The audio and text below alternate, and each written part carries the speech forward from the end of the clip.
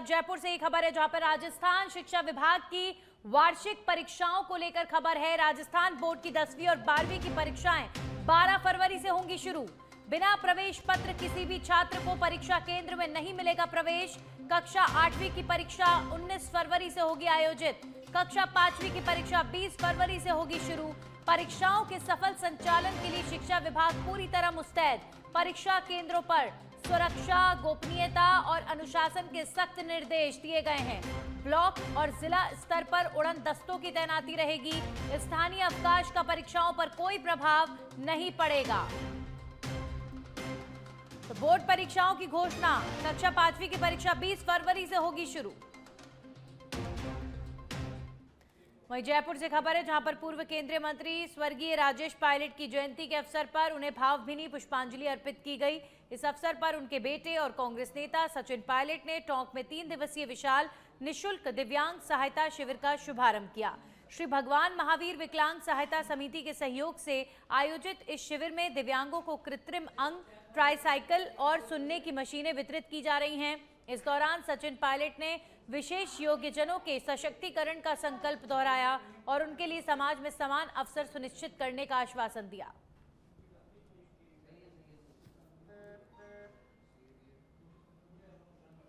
वहीं बांसवाड़ा से खबर है जहां पर बांसवाड़ा में खुद को आईएएस अधिकारी बताकर युवती से शादी करने वाले आरोपी अक्षय कोठारी को साइबर पुलिस ने इंदौर से गिरफ्तार कर लिया है। पीड़िता की शिकायत के बाद लंबे समय से फरार चल रहे आरोपी की गिरफ्तारी पर जिला पुलिस ने 10,000 रुपए का इनाम भी घोषित किया था। पुलिस के अनुसार Akshay Kothari social media platform पर खुद को आईएएस अधिकारी बताकर फोटोज और जानकारी साझा करता था और इसी झूठ के आधार पर उसने युवती से विवाह किया। गिरफ्तारी के बाद साइबर पुलिस आरोपी को निजी वाहन से जिला अस्पताल स्वास्थ्य परीक्षण के लिए लेकर पहुंची है।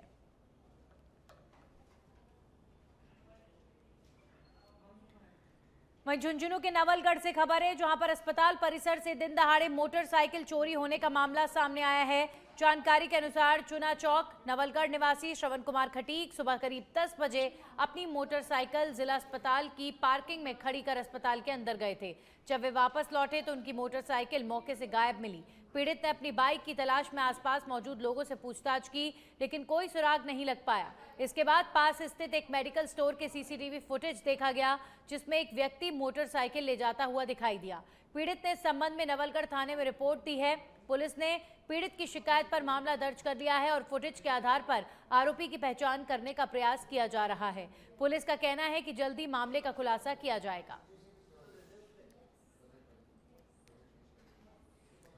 वहीं भीम से बड़ी खबर है। भीम के लाल शहीद सैनिक नंदकिशोर प्रजापत का राजकीय सम्मान के साथ अंत्येष्टि संपन्न हुई। 45 दिन बाद मिला था सीआरपीएफ कैंप से सैनिक नरेंद्र प्रजापत का शव और अब पंचतत्व में उन्हें विलीन कर दिया गया है। शहीद के निवास से पार्थिव देह यात्रा के रूप में पहुंची मुक्तिधाम। सीआरपीएफ कैंप नीमच मध्य प्रदेश में तैनात था नंदकिशोर प्रजापत। सीआरपीएफ जवानों ने उन्हें गार्ड ऑफ ऑनर दिया। बड़ी संख्या में परिजन एवं कस्बा वासियों ने नम आंखों से जवान को विदाई दी। इसी दौरान पूर्व गृह राज्य मंत्री डॉक्टर लक्ष्मण सिंह रावत, एसडीएम विकास शर्मा, कैप्टन रंजीत सिंह रावत और पुलिस के जवान इस दौरान मौजूद रहे। हमारे अधिकारियों के द्वारा इस पार्थिव शरीर को उनके घर वालों को सुपुर्द करने के लिए भेजा गया है। जैसे ही विभागीय जांच पूरा हो जाएगा तो इसके बारे में उनके घर वालों को सूचित किया जाएगा पत्र के द्वारा।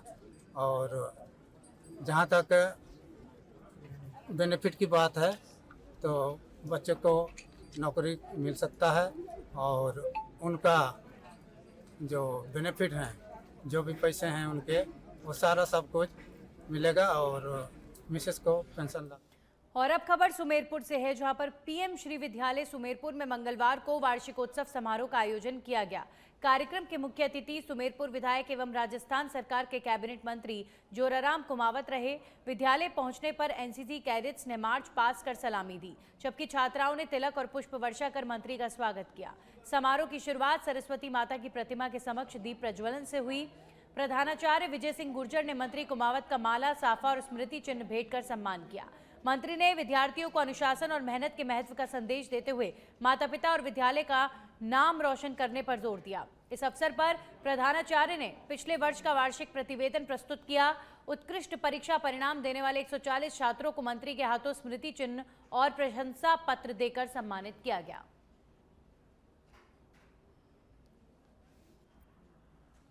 ये जो विद्यालय है राजकीय उच्च माध्यमिक विद्यालय सुमेरपुर, ये पाली जिले में पूरे जोधपुर संभाग का सबसे बड़ा विद्यालय है।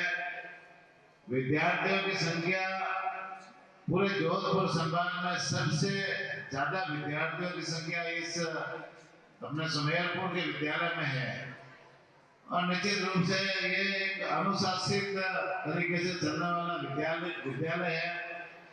यहाँ का परीक्षा परिणाम भी हमेशा अच्छा रहता है और दूर दूर के क्षेत्रों के लोग यहाँ अपने बच्चों को एडमिशन कराते हैं, जिससे यहाँ बच्चों का भविष्य सुधर सके, बच्चों को अच्छी शिक्षा यहाँ मिल सके।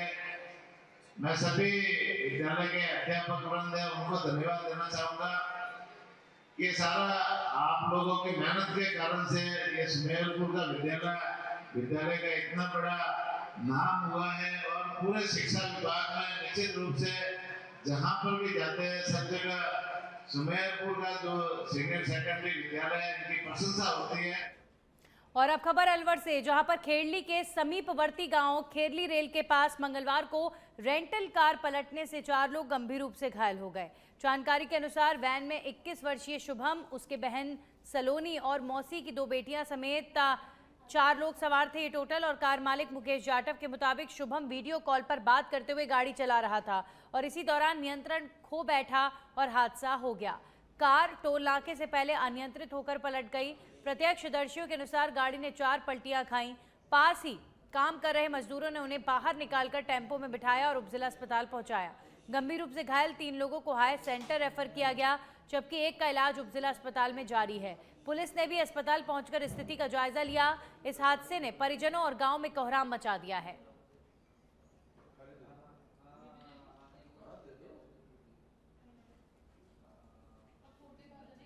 सवाई माधोपुर से खबर है, जहां पर मलारना डूंगर उपखंड क्षेत्र में 70 सरकारी स्कूल भवनों की मरम्मत का कार्य चल रहा है। इनमें से कई भवनों का काम पूरा बताकर भुगतान की तैयारी की जा रही है, जबकि कुछ स्कूलों में मरम्मत कार्य अधूरा है। इस बीच कई स्कूलों में मरम्मत के नाम पर भ्रष्टाचार के आरोप भी लगने लगे हैं। NSUI जिलाध्यक्ष आसिफ खान खलीफा ने शिक्षा अधिकारियों और ठेकेदारों पर मिलीभगत के आरोप लगाते हुए इन सभी मरम्मत कार्यों की उच्च स्तरीय जांच कराने की मांग की है। बीते दिनों बरसात के मौसम में झालावाड़ जिले में एक सरकारी स्कूल की छत गिरने से छात्रों की मौत के बाद राज्य सरकार ने अनुपयोगी और क्षतिग्रस्त स्कूल भवन का सर्वे करवाया। सर्वे के बाद मलारना डूंगर ब्लॉक में 70 स्कूलों की मरम्मत के लिए समसा की ओर से आपदा प्रबंधन कोष से लगभग 1.25 करोड़ रुपए से अधिक राशि के टेंडर जारी किए गए। ठेकेदारों ने मरम्मत कार्य शुरू किया, लेकिन कुछ कार्य अधूरे हैं और कुछ पूर्ण बताकर भुगतान की तैयारी की जा रही है। मलारना चौड़ निवासी सरपंच पति राम अवतार मीणा ने बताया है कि राजकीय बालिका उच्च माध्यमिक विद्यालय मलारना चौड़ की मरम्मत के लिए लगभग 2 लाख रुपए स्वीकृत किए गए, लेकिन ठेकेदार ने स्कूल परिसर में घटिया सामग्री का उपयोग कर सीमेंटेड फर्श कराया, जो अब उखड़ने लगा है।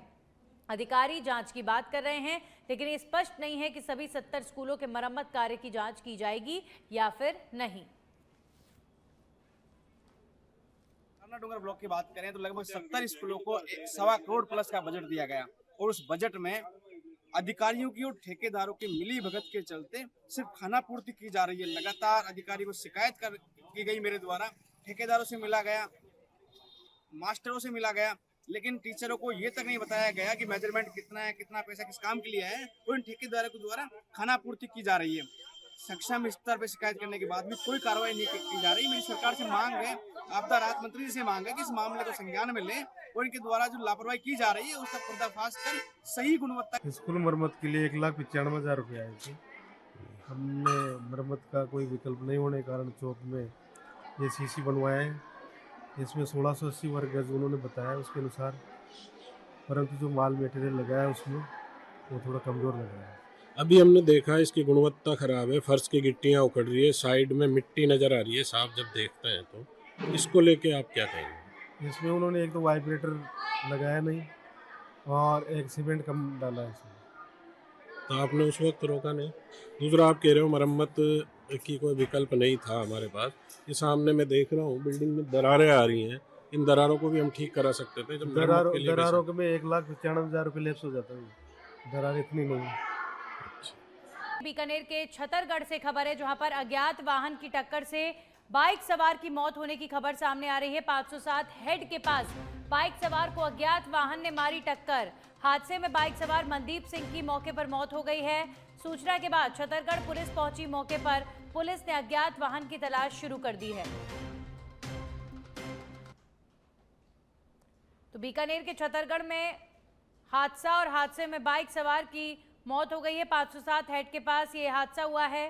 बाइक सवार मनदीप सिंह की मौके पर ही मृत्यु हो गई। वहीं भरतपुर से खबर है, जहां पर जिले के चिकसाना थाना क्षेत्र के चार्लीगंज में तेज रफ्तार वैन ने 6 साल के मासूम हर्ष को कुचल डाला, जिससे उसकी मौके पर ही मौत हो गई। हादसा सोमवार शाम करीब 5 बजे का है। परिजनों का आरोप है कि वैन ड्राइवर मानवेंद्र सिंह शराब के नशे में तेज रफ्तार से गाड़ी चला रहा था।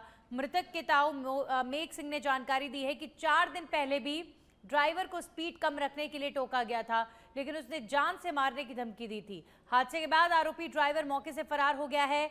बच्चे को पहले चिकसाना अस्पताल और फिर पोस्टमार्टम के लिए भरतपुर आरबीएम अस्पताल लाया गया। पुलिस ने परिजनों की शिकायत पर मामला दर्ज कर जांच शुरू कर दी है।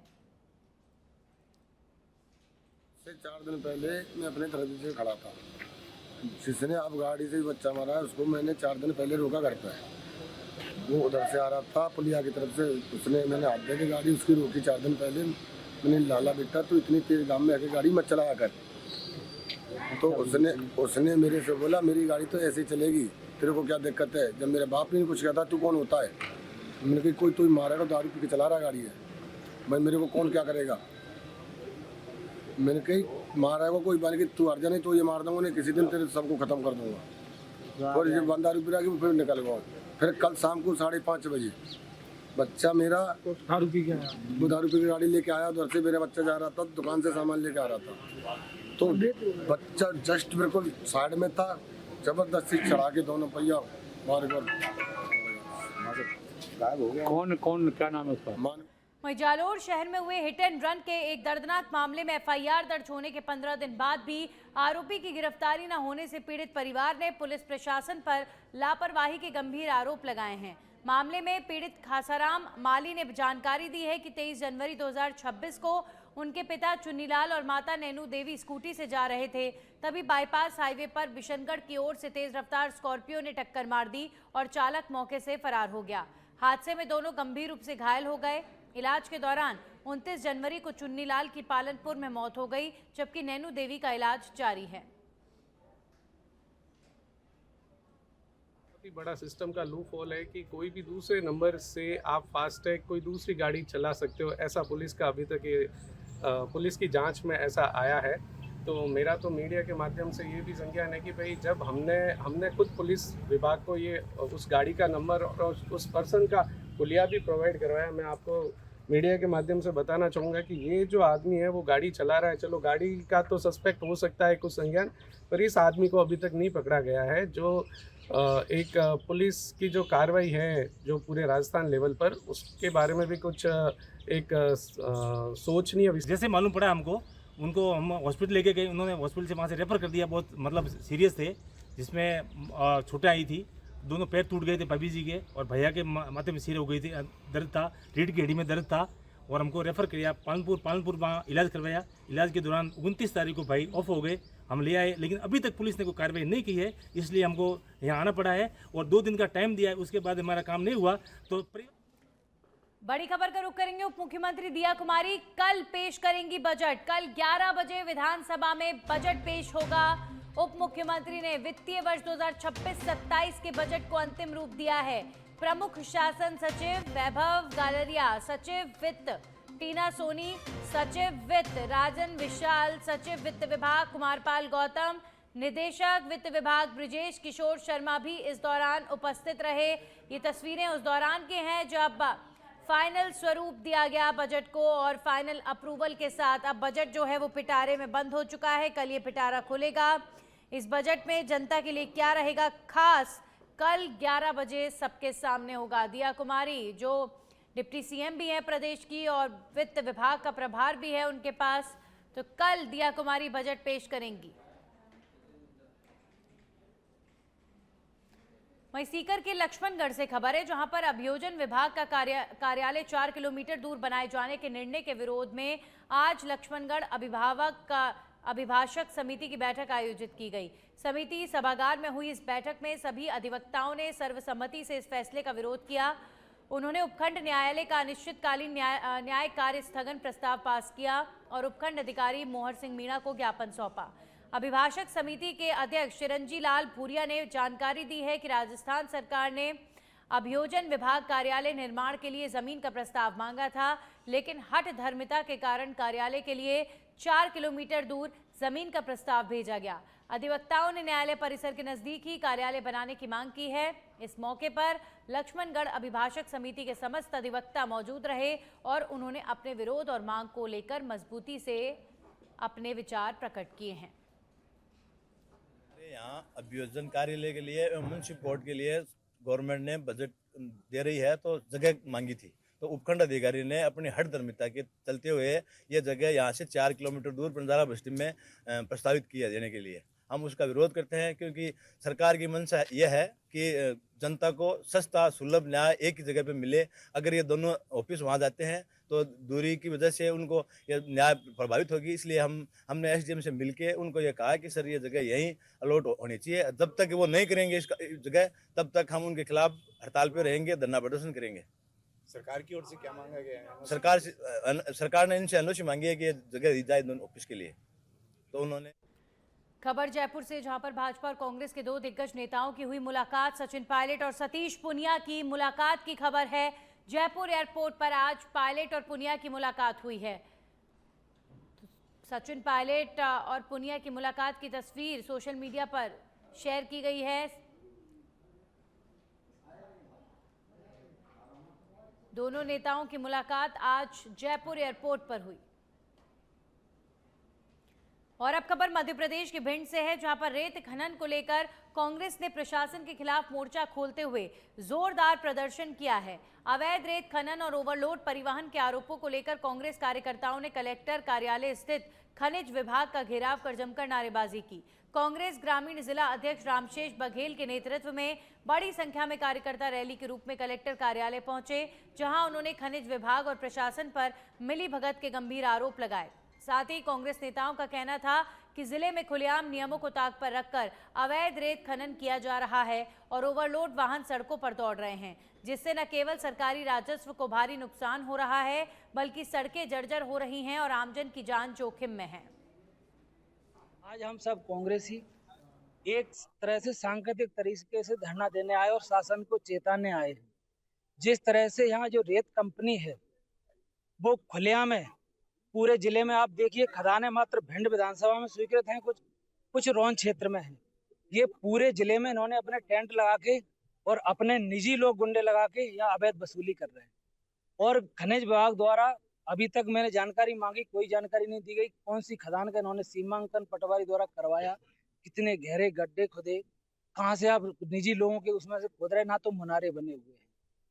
तो मेरा यही मांग है कि ओवरलोड की वजह से लोगों की जान जा रही है, अवैध तरीके से जो खदानें चल रही हैं उनका सीमांकन हो, क्लियर किया जाए।